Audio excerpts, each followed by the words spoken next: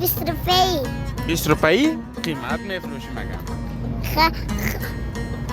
بس مادرم میگه مادرت میگه قیمت بفروش. چند ساله هستی؟ 3 ساله 3 ساله؟ بیشک. خب اینا 20 روپیه نمیشه مادرم کلش ندی دیگه تو گفتی کلش 20 روپا میتون. مادرم 20 روپیه 2 دانه بده 20 روپا را 2 دانه بده؟ خیمه که گفتم 20 روپا را کلش بده گفتی خب.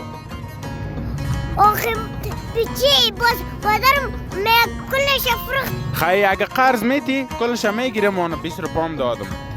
دیگه با دیگه شوانه خانه تان در سر ولایت از در خانه تان میارم. ای بچیز خب گپ خراب کردی تو رنگم میکنی بکو بوتایتا باز 20 روپیه دادی مادرم جنگ میکنه مادرت جنگ میکنه؟ باز رنگ من